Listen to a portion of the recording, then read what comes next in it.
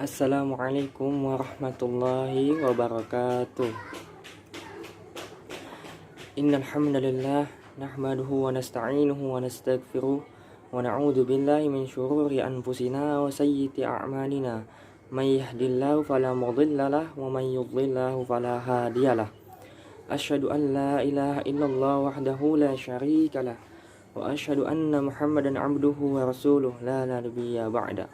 Ya ayyuhalladzina amanu taqullaha haqqa tuqatih wa la tamutunna illa wa antum muslimun. Ya ayyuhan nasu taqu rabbakumul ladzi khalaqakum min nafsin wahidah wa khalaqa minha zawjaha wa bassa minhuma rijalan katsiran wa nisaa'a wattaqullaha alladzi tasaaluna bihi wal arham innallaha kana 'alaikum raqiba. Ya ayyuhalladzina amanu taqullaha wa qulu qawlan sadida yuslih lakum a'malakum wa yaghfir lakum dzunubakum wa may yuti'illaha wa rasulahu faqad faza fawzan 'azima. Amma ba'd. Pertama-tama marilah kita panjatkan puji syukur kita kehadirat Allah Subhanahu wa taala, yang mana Allah Subhanahu wa taala telah memberikan kita yaitu beribu-ribu nikmat. Dan di antara nikmatnya adalah nikmat Islam, nikmat sehat, nikmat iman. Dan tak lupa juga salawat serta salam tetap tercurahkan kepada Nabi kita yaitu Nabi Muhammad Sallallahu Alaihi Wasallam, kepada para keluarganya, kepada para sahabatnya, kepada para tabi'in, dan kepada para pengikutnya hingga akhir zaman. Oke, baiklah, duduk saya di sini. Saya akan membahas tentang pendekatan dalam pendidikan Islam. Sebelum masuk pembahasan, terlebih dahulu saya akan membacakan latar belakang masalah tersebut. Memakai pendekatan yang tepat dalam pendidikan dan pengajaran agama Islam sangatlah penting, karena tidak semua kelas maupun subjek didik mempunyai karakter yang sama dalam menangkap materi pendidikan agama. Selain metode pengajaran belajar mengajar yang tepat, pendekatan yang dilakukan agar siswa dapat mengikuti dan semangat belajar adalah sesuatu yang wajib dimiliki seorang guru pastinya.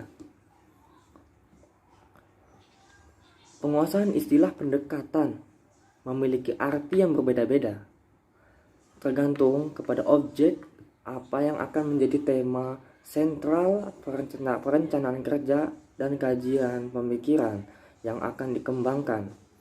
Dalam konteks belajar, approach dipahami sebagai segala cara atau strategi yang digunakan peserta didik untuk menunjang efisiensi dan efektivitas dalam proses pembelajaran tertentu.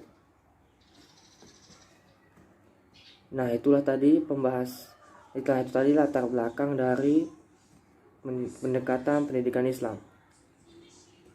Langsung masuk pembahasan. Adapun yang pertama, pendekatan pengalaman.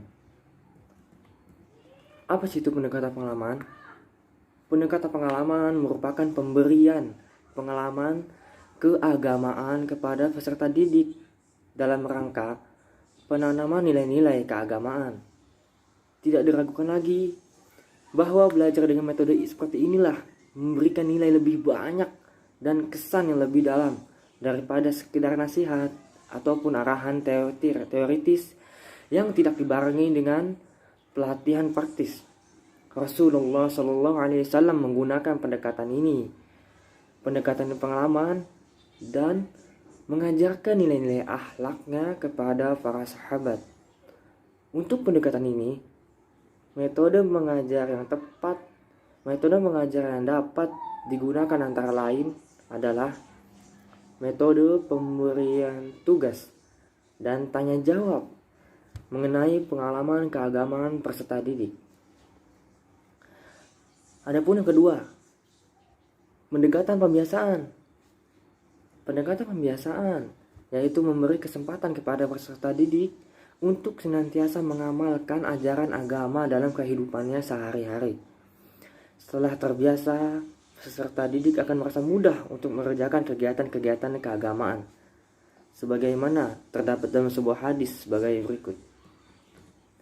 Dari Amr bin Su'aib, dari bapaknya, dari kakeknya, Rasulullah SAW bersabda, "Suruhlah anakmu mendirikan sholat ketika berumur 7 tahun, dan pukullah mereka karena meninggalkannya ketika ia berumur 10 tahun. Pada saat itu, pisahkanlah tempat tidur mereka." Adapun yang ketiga, pendekatan emosional. Apa itu pendekatan emosional? Pendekatan emosional adalah usaha untuk mengunggah perasaan dan emosi peserta didik dalam memahami dan menghayati ajaran agama, agar perasaannya bertambah semakin kuat terhadap Allah Subhanahu wa Ta'ala, sekaligus dapat melaksanakan yang baik dan mana yang buruk, sebagaimana Rasulullah SAW bersabda. Nu'man bin Basim meriwayatkan bahwa Rasulullah SAW bersabda, "Perumpamaan sikap saling mencintai, menyayangi, dan mengasihi di antara orang yang beriman itu seperti anggota tubuh. Seperti anggota tubuh mengeluh sakit, maka seluruh anggota tubuh pun akan merasakannya, sampai tidak dapat menidurkan diri dan selalu merintih." Hadis riwayat Muslim. Adapun yang keempat adalah pendekatan rasional. Apa itu pendekatan rasional? Pendekatan rasional adalah pendekatan melalui akal dalam memahami dan menerima kebenaran ajaran agama, kemudian mencoba menggali hikmah dan fungsi ajaran agama dengan menggunakan akalnya. Seseorang dapat membedakan mana yang baik dan mana yang buruk dengan yang tidak baik dengan menggunakan akalnya. Adapun yang kelima, pendekatan fungsional. Pendekatan fungsional yaitu pengajian materi ajaran agama Islam dengan penekanan pada segi kemanfaatan bagi peserta didik dalam kehidupannya sehari-hari sesuai ketingkatan perkembangan mereka.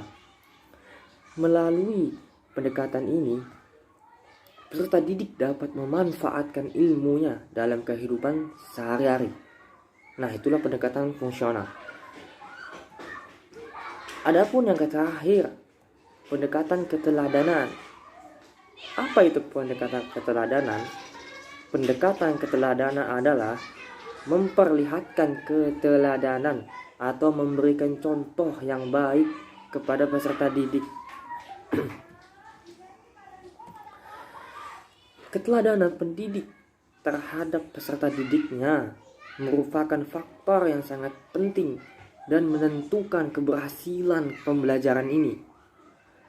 Karena guru akan menjadi tokoh identifikasi dalam pandangan anaknya, akan dijadikannya sebagai teladan dalam mengidentifikasikan diri dalam kehidupannya sehari-hari. Nah, itulah pendekatan dalam Islam. Baiklah, saya ambil kesimpulannya bahwa dalam Islam itu ada beberapa pendekatan yang hendaknya dimiliki orang pendidik. Ada 6. Itulah tadi yang saya sebutkan. 1. Pendekatan pengalaman. 2. Pendekatan pembiasaan. 3. Pendekatan emosional. 4. Pendekatan rasional. 5. Pendekatan fungsional. Adapun yang ke-6, pendekatan keteladanan. Ya, mungkin cukup sampai sini saja yang saya sampaikan. Kurang lebih saya mohon maaf. Syukran lakum ala husni ihtimaminkum. Aktafi bihadza. As-sawabu minallahi wal khata'u minni wa minasyaitan. Wassalamualaikum warahmatullahi wabarakatuh.